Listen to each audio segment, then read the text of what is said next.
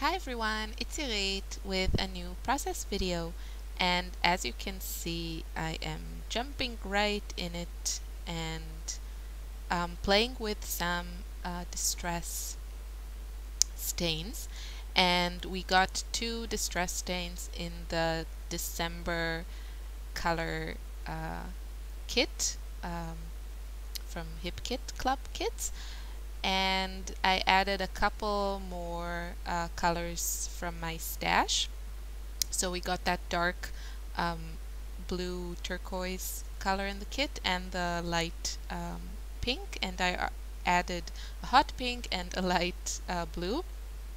And I got the inspiration for this background from a mood board that Kimberly, the owner of Hip Kit Club, posted on our member forum page on Facebook, and there is a weekly challenge with like a gift card prize every week, and it's really fun challenges. And this week the challenge was to use a mood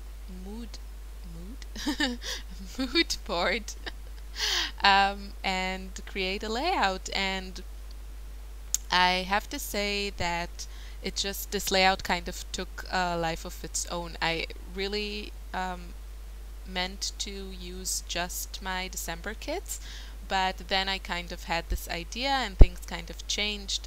I have made a lot of layouts with my December kits, and continued to make more after this layout, but I don't know, I just needed a few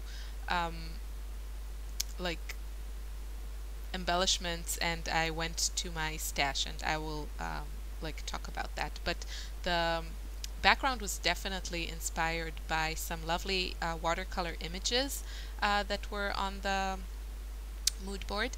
And if you saw, I was just playing around and adding some lines and adding some water and letting the color like flow into one another.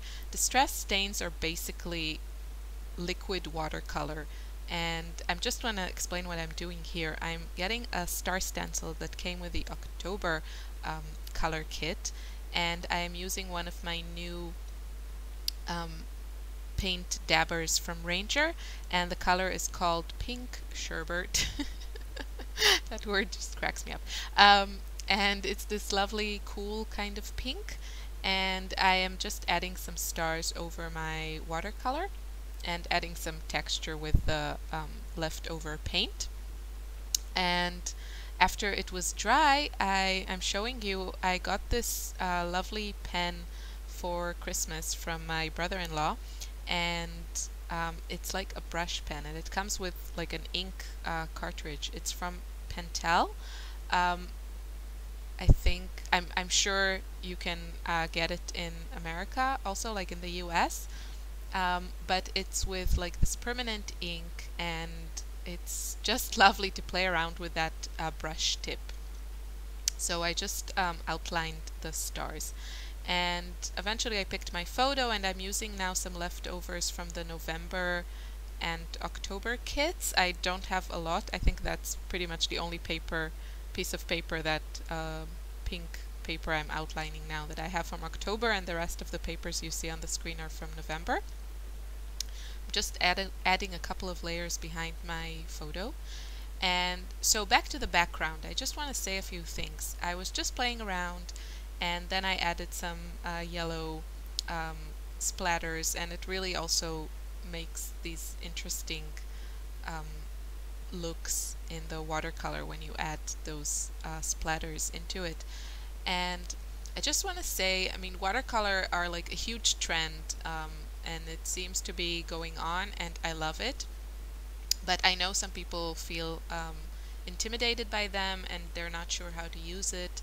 And I think the distress stains are a really good way to try it without committing too much, especially if you're in the US.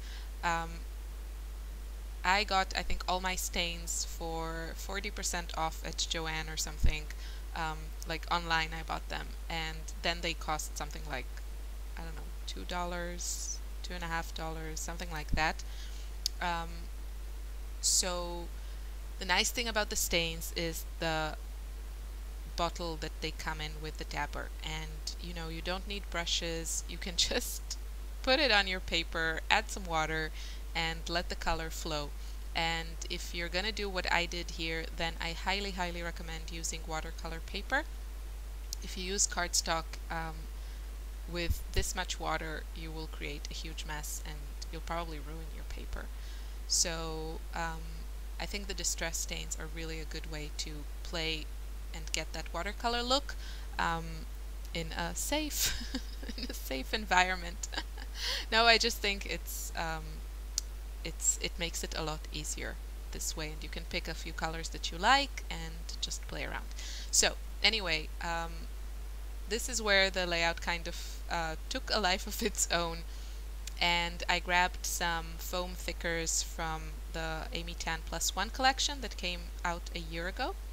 And then I didn't want to add any more large elements. I just wanted some little bits and pieces, and I raided my stash, and I have a few packages of brads. I was never too big on brads, but I do have a few packages, and some came in like older kits, and yeah, I really wanted to use them up a bit. So this is like a mix of, there is all kinds of, there's like basic gray, and the fabric brads are, I remember the name of the collection, it's Mint Julep, but I don't remember which company made it.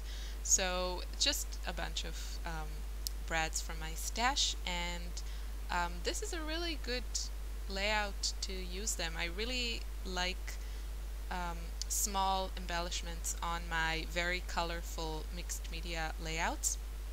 So I was really happy to use up some of these. And the photo is of my daughter in her kindergarten showing her this lantern that she made. There is a holiday here in November called Laternenfest, and so there's like this evening celebration, and the children make a lantern every year. And that's my layout. I hope you enjoyed it. If you have any questions, please leave a comment. Thank you so much for watching, and here are some close-ups. You can see how lovely the distress stains look there. And have a great day. Bye.